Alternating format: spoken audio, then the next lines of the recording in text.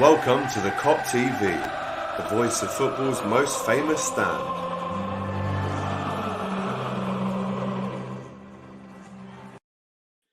Yes, good afternoon and welcome back to the Kop TV, the voice of football's most famous stand, in the good times and in the bad times as well. Myself, AGT, I've got an incredible 30-second episode of Top of the Kops for you this evening. Before I even bring in my next guest, who you know who it is already because he's tagged in the title, so go and follow him before I introduce him. But before I do that, of course, make sure you like the video. We don't all put the hours in behind the scenes to bring you amazing content that you don't like. You can't come on this stream and watch this video without leaving some kind of love. So drop a like, comment, share the stream, a belter guest on today, and of course subscribe if you haven't already. Some people very excited to welcome our guest. So I think it's time that we welcome Craig Holden from the Anfield Agenda. How you doing, fella? Good to have you on. I'm brilliant, mate. Tickety boo, as I like to say, Alex. Tickety boo. Good fella. Listen, it's the debut of yourself on this channel. It is a real pleasure to have you on. I mean, listen, we've just been talking before the stream started there, and you've been going at this a long time, and it's beautiful now to see that you're finally getting your flowers, bro. And you know, people are really starting to sit up and realise that you're probably the #1 Liverpool watch-alonger, if that's a word in the game. Yeah, I mean, look, we've been very fortunate. You have to have a little bit of luck along the way. But as you said, memes already. You got your own fan page there, bro. There you go. It's look, it's been a pleasure. There's been ups and downs along the way, mate. But what I love most about it is these moments, being able to chat with yourself or go over the Claude or interacting with other fan channels, because we've had people, and we spoke about this off camera, that the AFTVs, the United Stands of this world, paving the way for us and giving us an opportunity. And I like to think of us as almost fan content 2.0. And we're all coming up together now. And, there's nothing wrong looking out for each other, crossing over, saying a quick hello and introducing each other to our subscriber groups. The beautiful thing, I think, about fan channels or fan media, or whatever you want to call it at the minute, is from my own experience of being in this thing now I've been a presenter for the last kind of 7-8 years, but in terms of solely the Liverpool kind of scene, the beautiful thing is there's room and there is space and there is money to be made for everyone. There's not just one person who people go to for match previews or match reactions. It's all of us. We can all win and we can all eat comfortably in this scene. So I think, like you just said, instead of maybe looking at each other with a fierce eye, like you said, we can all help each other, and that's what we are doing. I'm going on like there's some witch hunt against some people, but there isn't. That's what you're doing. It's what James is doing. Kopish, the Day Trippers, great lads. Obviously the Red Men and Anfield Rap before us, but it's one big community and we're all one big family, aren't we? Absolutely, and we all do our own thing in our own unique way. And some people will like short form content, some people will like long form content, and some people will get different people's senses of humor. But what is great, Alex, is that there is so much great Liverpool fan content out there at the minute. You've listed some channels there, and I think as fans, we're really fortunate to have that many great people out there doing such good work. Yeah, man, 100%, 100%. Right, let's get into this before we touch on the main part of the show. This video was from your channel at the weekend. I wanted to kind of get your reaction to it. So let's just play it. I won't tell you exactly what it is, but let's just play it and see what everyone thinks. Again! He's giving it to him again! It's 3-1! Alisson's done it twice! He's done it twice! Oh my fucking Jesus! What the fuck? Oh my god! Oh my god! How is this possible? What the fuck? Talk to me. I mean, yes, man, like you can see, we've spoken. I'm a pretty chill dude, like I'm pretty calm, and football just does that to me, man. And the funny part there for me was I went to grab my hair, realizing that I don't have any. That was one part, but look, that's me. That's me, man. My wife has put up with that we're together 20 years now, and she's put up with that madness from me watching football games for that long. And it's good to see there's other people out there that feel like I've reacted the same way to something like that, or in a similar way. And look, man, it's come up with some brilliant memes and videos, and I lean into it and love it all because it's all creativity, it's all fun, and there's some elite banter out there. But look, it's not my finest moment, but it is me, man. It's who I am, and it's not pull on. It's genuine, and I love Alisson, by the way. I love him to bits, but the best thing I can say is did not compute. That's all I can say, man. Did not compute. Yeah. Couldn't figure it out. It's unbelievable. I mean, what you're saying about, it being real, of course it is. I mean, the one thing that connects football fans, no matter who you support, Manchester United, Arsenal, Chelsea, Everton, whoever it may be, is the emotion. When your team makes you feel like a 10-foot giant, or it can make you feel like you don't even want to turn. I mean, let's have it right, Craig. This is the worst job to have when Liverpool lose. I'm not being funny. The last thing I want to do after we've lost the game, and I take it very seriously. My missus will tell you, we've been together, 6 years now, and my mood is directly impacted by the Liverpool result. So if we lose 7-2 against Villa, do you think I want to turn a laptop on and be ridiculed by the whole fucking world? Of course not. But the emotion, and you're so right. When people see raw emotion like that, it goes viral. And listen, you've had a few clips that have gone viral. The one for me that sticks out was when United lost 6-1 that day, and we went and lost 7-2. I mean, what's your reaction when you see these views kind of, I was going to say trickling in, then it's more like bucket loads of views coming in all the time now? Genuinely, look, I look at it in a couple of ways, mate. We put ourselves out here into the public eye to do these we things. Put ourselves out there every single week. And I take it with good jest, because some of this stuff is brilliant. As long as it doesn't get to, I've had to go kill yourself, that type of stuff, that's nonsense. But the videos, the memes, I mean, I love it. I love the creativity, and I appreciate that people take the time to make these things, man. It's art form, and it's brilliant. And I lead into it, and long may it continue for everyone.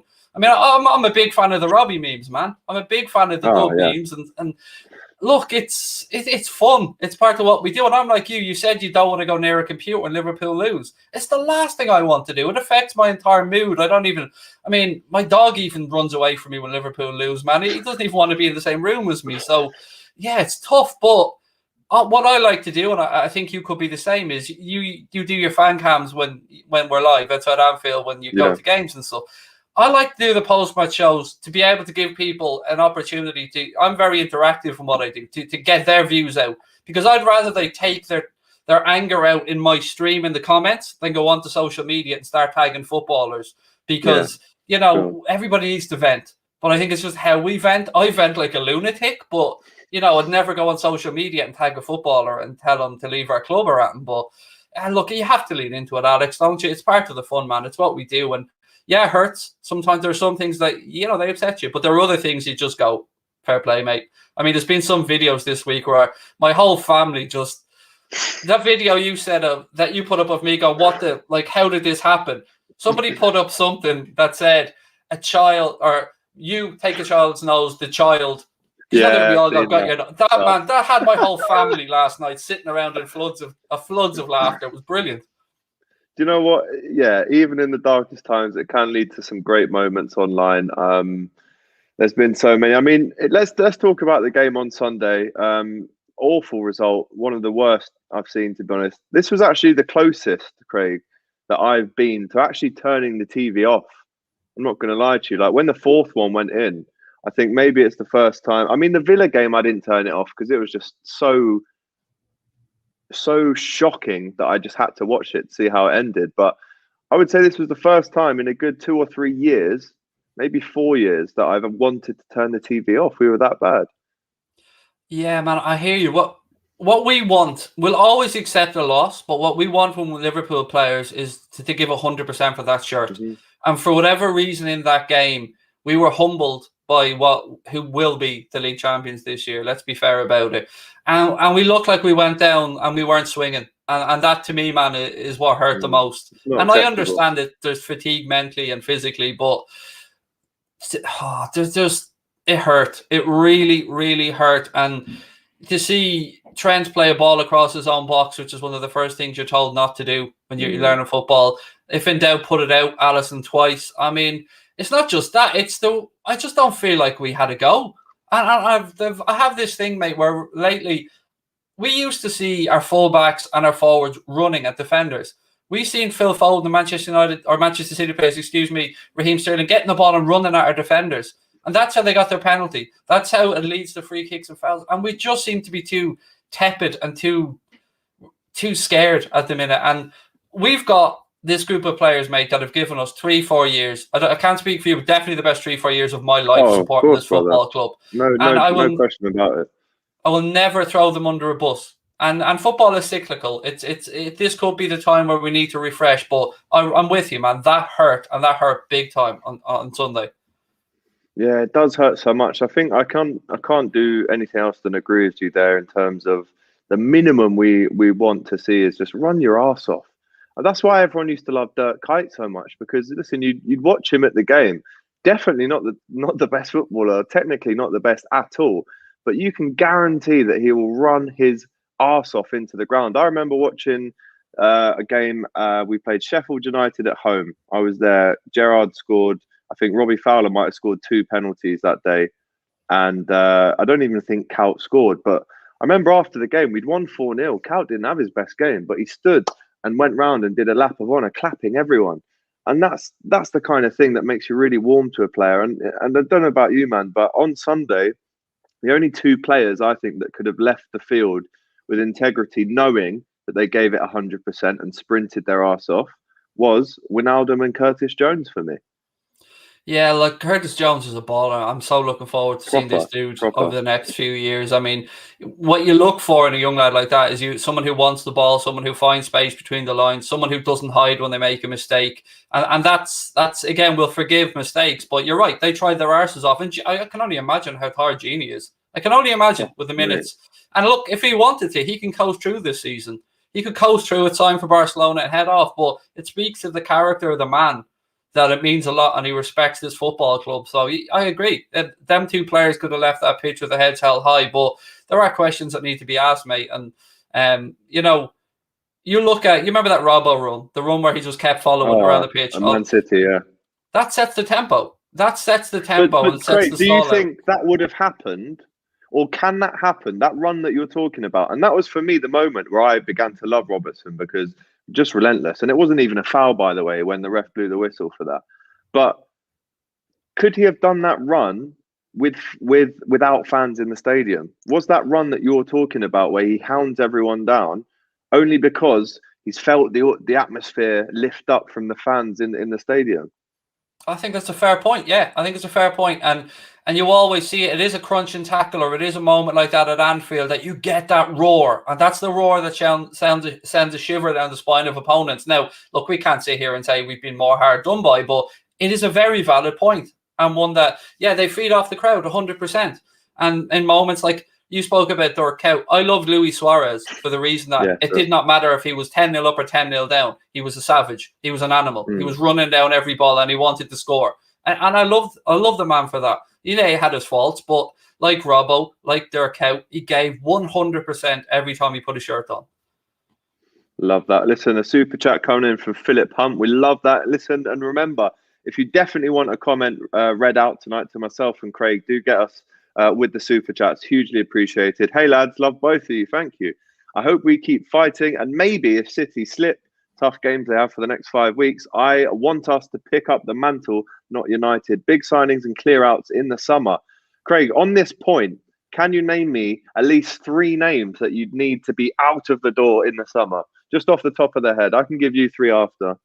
Well, firstly, shout out to Philip. I recognise Philip. Lovely to have him on here as well. Showing love to fan content. So shout out to Philip. Love that. Yeah, Divock, see ya.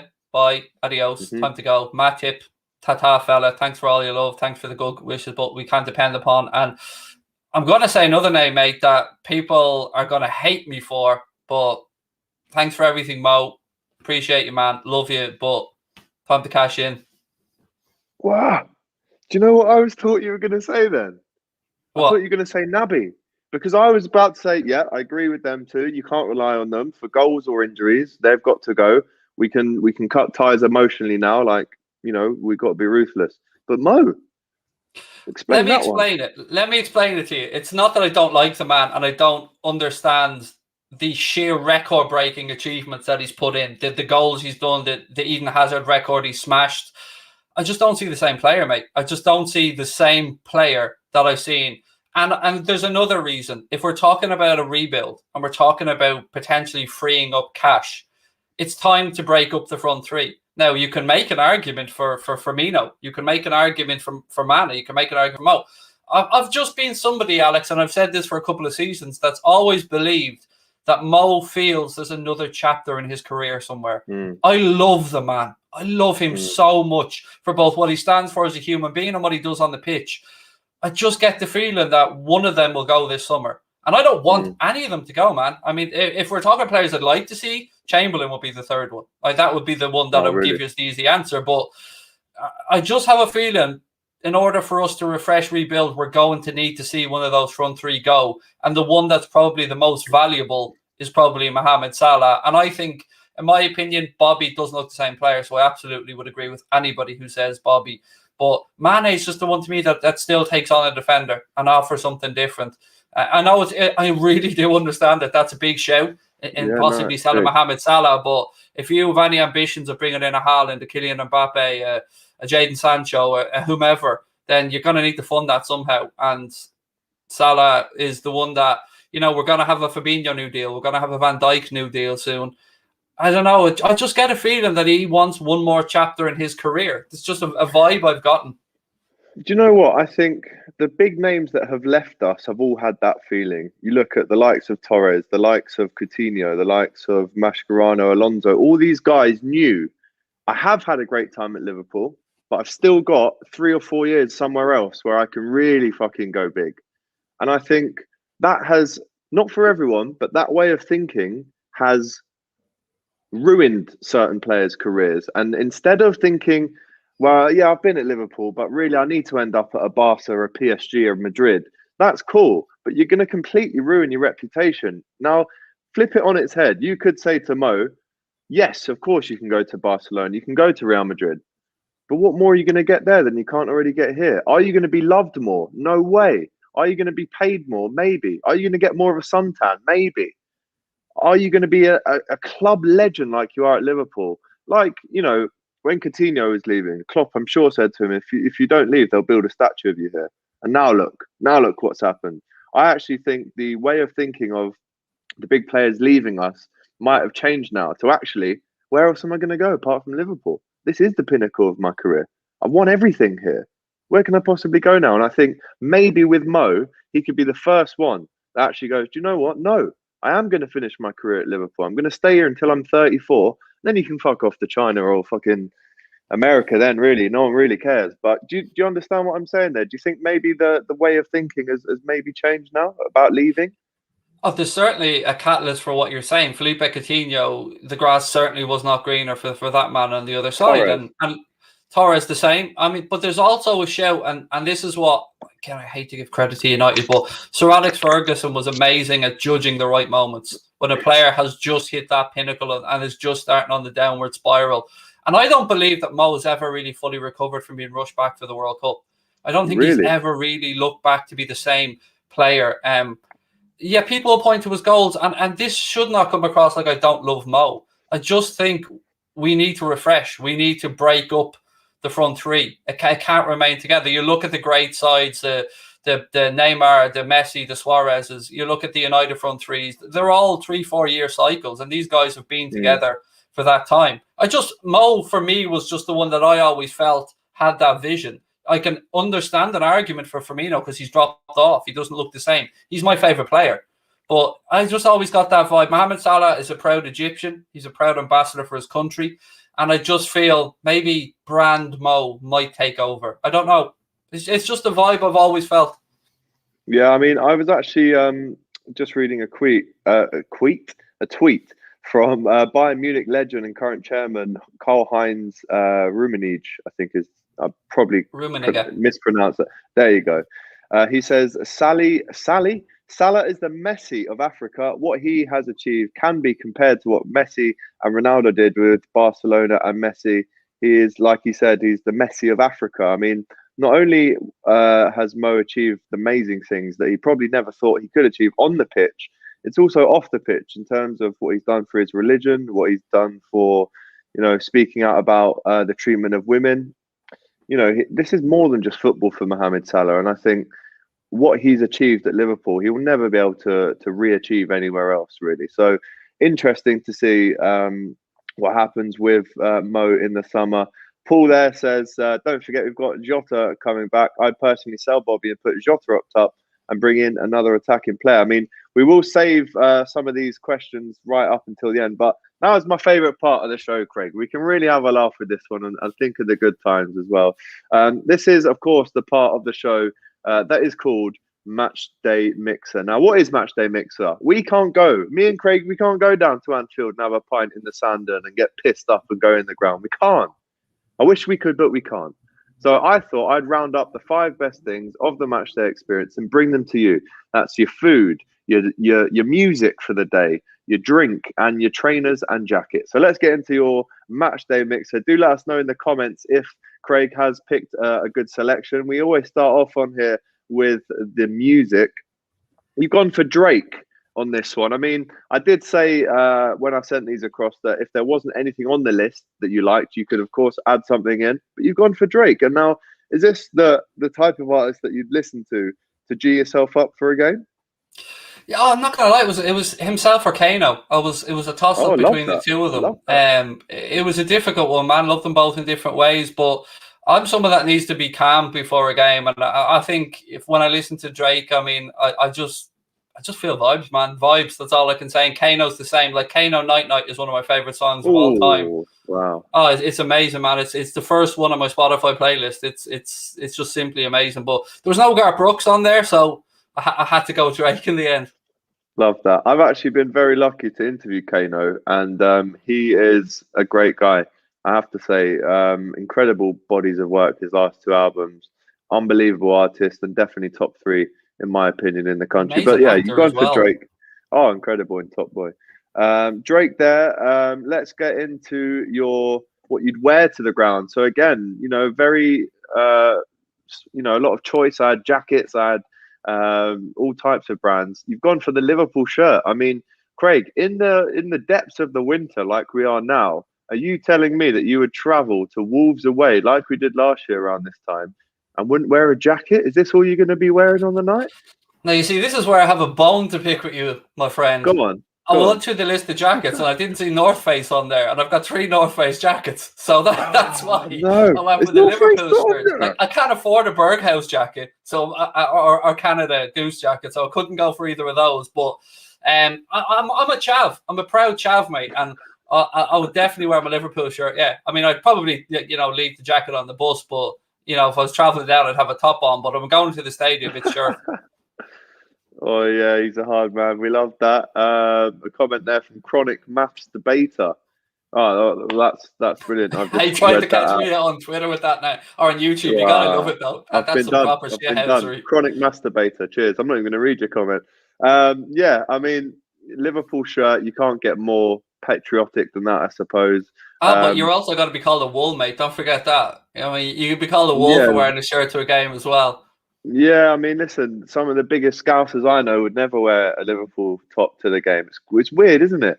Proper. Oh, I'm a chav though. I go around, look, I'm Nike now. I don't dress up, man. This is me. Tracksuit bottoms and a hoodie. That's how I live. Love that. Do you know what it is as well with the Irish fellas? I mean, whenever I do the fan cams outside of Anfield, I would say for every 10 people that I speak to, at least 6 of them are from Ireland and have made the trip down. It's an incredible fan base that we've got in Ireland, and obviously you're right at the front of that, as well as the LFC Day Trippers. I have to give them a shout out as well. Let's get into your shoes. I mean, you've actually picked the most Scouse shoe you could have possibly picked. I mean, a lot of Scousers actually come out the womb wearing Air Max. So for you to go for this one, mixed with the shirt, obviously we're Nike now, it makes perfect sense, Craig.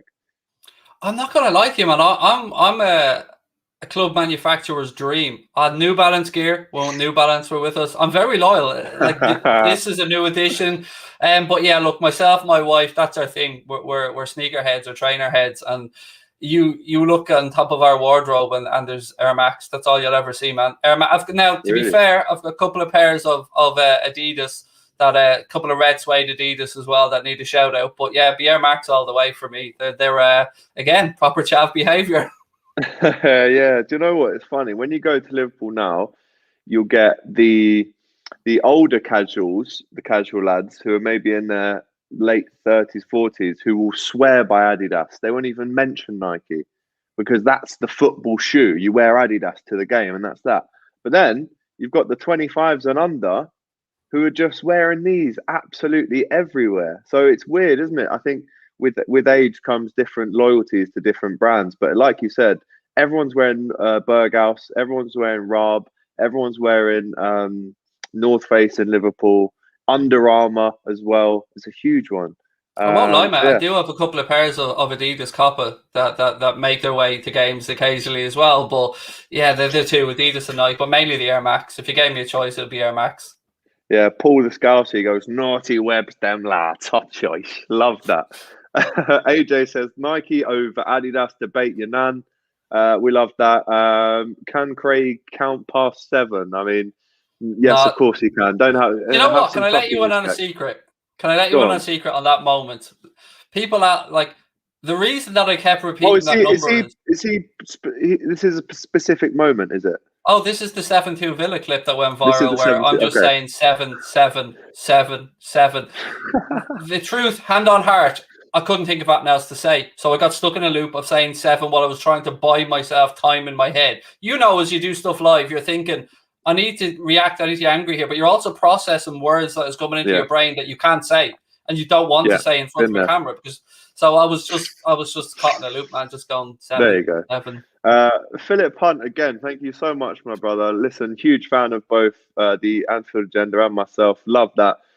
He's always in on the stream. Summer checklist: sell Ginny, Ox, Origi, Shaq, sell Firmino to PSG, and sign Mbappe, sign Neto, Watkins, Sanchez, Upamecano, Tillmans, Matip stays. I mean, let's send this list off to Michael Edwards and see if we can get some kind of movement on those buys of Mbappe, Neto, Watkins. These are all great players that we hope we can buy.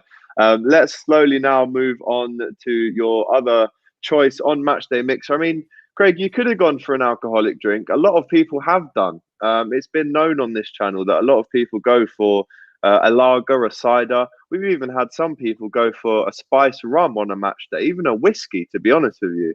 A Diet Coke. Are you a drinker? No, I'm not actually.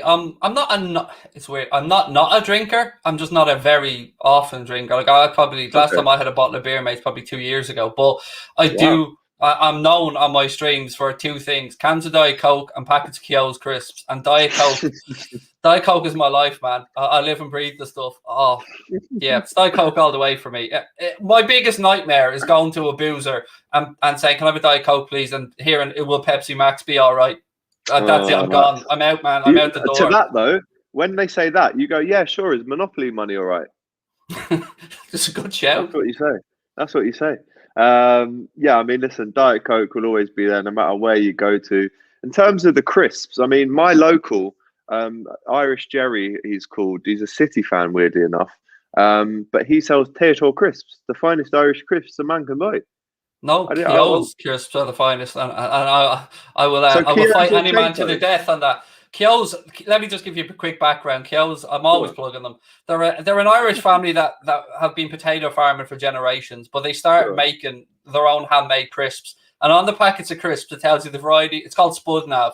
It tells you the variety of potato, who made them, when they were made, what field they came from, and they're a lovely company. And do you know how good they are? You know, I had a chat with Jack Mate recently. Well, Jack Mate loves his snacks. He's always asking people their meal deals. I got in touch with the guys at Kyo's, and they're sending them over a hamper of Kyo's goodies of crisps and popcorn and stuff for them to try. They're just a one. Look, Tato are sound, don't get me wrong. Again, another great Irish company. But man, if you haven't had a chance to try them, Kyo's crisps are next level. Okay, do you know what, Craig? I've had plenty of potatoes, almost too many, if I'm honest with you. So I would love to try some Kyo's. Whether I can buy them around here or I'd have to get them sent in, I don't know. Man, but yeah, drop me an address. If you can't find them, I'll get you some. I'll get them over to you, my friend. Brother. Love that. Ant Dicko, big fan of the channel, says, Alex, you need to get Noel and Liam's brother on. It was on Craig's channel. hilarious. Hope well. Is that Paul Gallagher you got on? Yeah, and can I be brutally honest with you? Jack Gill did the interview. One of our other presenters does stuff at Redman as well, because I knew if I did that interview, it wasn't going to go down well, because I was expecting arrogance, and we got arrogance, and really, yeah, I knew, man. With me being a little bit volatile, I asked Jack if he could take the interview, because I had a feeling it was going to be a bit too. He's very like Liam, put it that way. He's very like Liam, and look, fair play to him for coming on. Appreciate the time. Don't get me wrong, but I think Jack did very, very well to keep his composure, and he even finished off at the end of it. I think Paul was singing Campione, and Jack said, "Now we can see why you're the brother that's not an Oasis," which is fair play to him. He played a blinder. Do you know what? I have to let you in on a secret. So, me and my girlfriend live in a nice area in London. We're in a flat. We pay rent and stuff, and it is very near to where Liam lives and Paul, right? So I was on a little bike ride recently, and there's Andico, because the story that I'm about to tell is kind of like what Andico said here, right? But so I was on the Hampstead Heath having a bike ride early morning.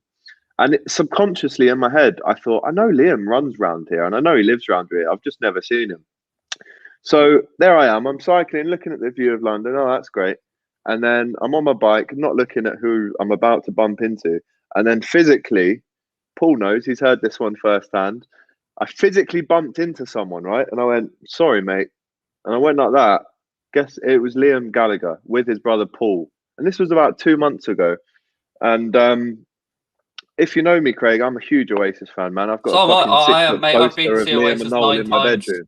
Nine times I've been to see them. I went to them 3 nights in a row in Dublin. I'm an absolute Oasis nut, mate. Go on, lad. Yeah, so I bumped into him and I said, well, because I physically bumped into him, I didn't have time to think, right? So I went, fuck, I love you, man. Like a tit, right? And he's gone, yeah, mate. All right, yeah. And I've gone, is it all right if I get a little picture? And he's gone, nah, mate, fucking, early morning and that. I got to get out and about and that. But he was with his brother Paul. And then about 2 days later, Paul and Liam walked past my front door, and I got a little snap of them as they were walking past. But he didn't give me a picture that day. And Paul was kind of hurrying him along. And I was a bit like, fucking hell, man, I'll pay your wages. Without sounding like a dick. I was a bit in my head. I was like, come on, man. Amount of tickets that I've bought to see you and fucking albums and this, that, and the other. I would have thought you'd give me a picture in that. But the Anfield Agenda, Craig's very own channel, says the Liam voice is spot on. I mean, it's a bit of fucking early in the morning, mate. I've got to fucking go for the run on that. So yeah, Connor, he thought I was a weirdo. Connor, the guy who's the other half of our channel, is a massive Oasis head as well, and he's been to see. I always goad him on this one because he's been to see Noel live, he's been to see Liam live, but he's never got to see Oasis live because he's only 22. I've been lucky enough to see them on a whole heap of occasions, and I love having that over him. I love winding them up about it. I'm not going to lie. You've got that over me. I've seen Liam, I've seen Noel, love them both, obviously, but yeah, never seen them together. I think in 2009 when they split up, I was 14. I think my first gig I ever went to was when I was 16, man. So yeah, mad for it, as you know. This one, I tell you, the best one I've ever been to with them. Well, there's 2 real quick stories. One, they played with the Prodigy in Cork. Wow. I mean, come on, man, Oasis and the Prodigy on one gig. And then they played 3 nights in Dublin. And I told you earlier on, I got tickets to all 3 shows. But Liam had a sore throat, a voice or a throat infection. So Noel did 2 of those nights on his own, and Liam did the 3rd night. So I got to have a lovely mix of hearing Noel sing all the songs. It was class. A best band live. That is class. Yeah, mate. Absolutely amazing. We were lucky enough to see Liam at Finsbury Park a couple of years ago, and I tell you what, that was. The DMAs were on the lineup as well, and Richard Ashcroft came out. Unbelievable, mate. Unbelievable. Big up, Craig. Absolute legend. Hope you get your house, mate. Love that. Because as we all know, that's Craig's aim is to fucking get a house, and that's what he's going to do. He will do it, and he's going to have us there by his side. It's not very glamorous, man, is it? Like, I know, like, I'm not talking about a mansion. I'm talking about just buying some security for the family, like, because we live in a council house at the minute, and yeah, just a simple dream, man. Just to own a home someday. Brother, that's it. Listen, that's my dream as well. It's definitely, no one can ever compare your dreams to anyone else's, but you can never downplay them. That's what you'll get, and we all believe it. Right, let's talk about sausage rolls. To cut into the last bit of the match day mixer. I mean, food on the day. I mean, again, a lot of options around the ground at Anfield. You've obviously got Sing Fong, the Chinese across the road. You've got home baked pies. If you want, you can try some Caribbean stuff. Mate, fucking hell. You've gone for a sausage roll, fella. Right, here's what happens. And it happens every time without fail. Every time I'm at Anfield. I go to this one particular chippy that's across from the petrol station. Outside the gates, just straight across. I don't know what it's called because I never look up. I always go in. Sandon pub. I know it. I always go in and I get chicken nuggets, chips, and curry sauce. And I always end up fucking it away because they're horrible. And then I end up going into the ground. And I'm a really fussy eater who only eats plain food. So I end up getting a sausage roll. They're horrendous, but it's always what ends up happening. Let us know in the comments if you like the look of this sausage roll. I mean, you know, I personally, when I'm inside the ground, I go for a scouse. You can get scouse pies now these days. So I think I'd go with that over a sausage roll. But hey, listen, who am I to judge? Right, let's get it. Perfect, by the way. Match day mixer there from Craig. Really appreciate that, bro. Let's get into the next feature of the show, which is Would You Rather? 2 questions I have here for Craig with 2 or 3 separate answers, and you have to tell me which you would rather.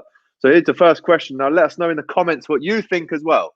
But would you rather win the league this season and the Champions League this season and Klopp leaves, or come fourth with no trophies, but he stays indefinitely? You've got the angry Klopp there, the very sad one. I think that was at Dortmund. And then you've got the veneered, beautiful specimen of a man there on the right looking very happy.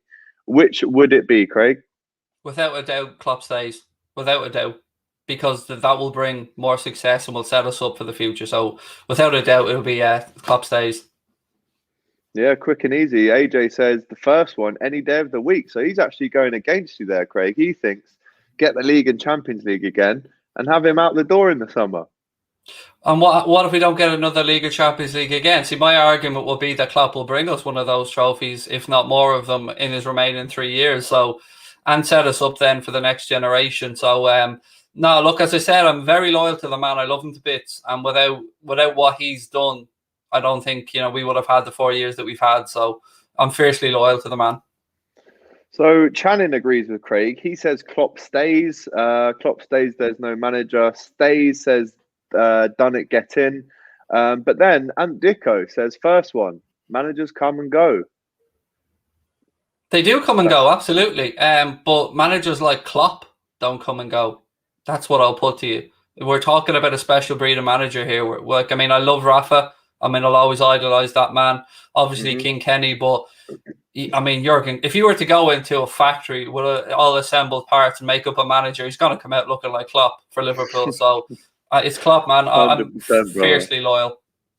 Love that. Love that. By the way, Paul, on your matchday mixer says sausage roll, Diet Coke, and a pair of 110s for the match. Lethal combo Dakli. Love that, Paul. Big up to yourself, my brother. Right, the second one for you. And this is, if we were looking at this weekend, would you prefer Van Dijk back for Leicester or Joe Gomez and Diogo Jota? So it's Van Dijk or the pair of them for Leicester. Who would you prefer? Let us know in the comments as well what you would prefer here. Van Dijk. Van Dijk, because he'll give us that aerial threat from set pieces as well as that calmness and composure. As much as I love Diogo Jota and Joe Gomez, it's Van Dijk we're talking about. He's a man. He's a colossus. It's big words. So, yeah, words for me in that one. Yeah, this is quite a tough one because it's obviously 1 player and 2 players coming back. The number of players that we have out injured is obviously, a joke. These 3 lads, if they were around from the start of the season to now, who knows, Craig, where we would be. And you know what? I made a point on the show the other day, on the post-match reaction show. I made the claim that we're the unluckiest Premier League champions that there's ever been. And I say that for many reasons, but one of them being, obviously, we win the league for the first time in 30 years, no trophy parade, no fans in the stadium to witness it. Then obviously, and I'm not just saying this is just for Liverpool, all clubs had to experience this. But for us to win it after 30 years and no one see it, it hurts. And then obviously the COVID situation led to there being no pre-season, which I think has led to injuries. Is that a fair shout that we're maybe the unluckiest champions of all time? Yeah, it's tough to say this without knowing what's coming back at you from opposition fans here. But look, to lose your three centre halves after you've taken that risk of Dejan but not replacing him. I mean, it's tough. And the reason I'd say the Van Dijk thing is I think it would allow Hendo back into midfield, or maybe Fabinho into midfield as well, alongside Thiago, and that with Kabak beside Van Dijk. I think the dream will be to see Henderson, Fabinho and Thiago in that midfield three at some point. So that's why I went with Van Dijk, apart from the fact that it's Van Dijk.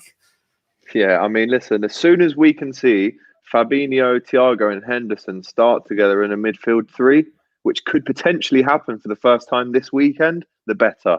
Ian Francis says, Alex, it's facts, mate. I guess he was referring to my claim about us being the most unlucky. Lads, genuine question. Right. Thank you very much for your would you rather. And we will read out some last minute questions before we say goodbye to Craig. It's been a star so far. But here's one from Ant. We'll read three questions out, guys. Ant says, lads, genuine question. Is watching empty stadiums getting to you? It is to me. I'll answer this first, just before Craig jumps in. 100% it is. It's killing the game for me. And as much as we have come away from empty stadiums with some huge results, which lifts the morale, you talk about the Tottenham games, you talk about the Palace 7-0. These are great.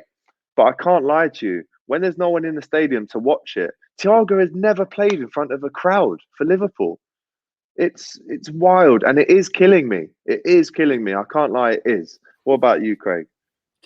Yeah, it's a difficult one because when I do a watch along, I've got no sound on. So I'm watching the game without any audio anyway. So I don't hear the fans one way or the other. But what I will say is it's a spectacle to look at. It's very dreary and drab. I watch a lot of La Liga, and they've got some really good, I suppose, CGI on La Liga where it looks like there's people inside the stadium because of what they've done in the way that they show the games. So I wouldn't mind a bit of that, but I love seeing the Kop full of banners and stuff like that. I mean, I think that's great, but look, the football's always better with fans. You can't deny that. There's no doubt. When was the last game you were at Anfield, Craig? I was thinking about this the other day.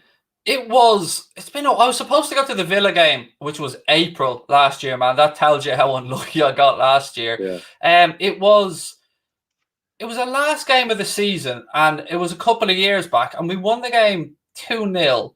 I can't remember who it was against, though. I honestly can't remember who it was against. We beat them 2-0.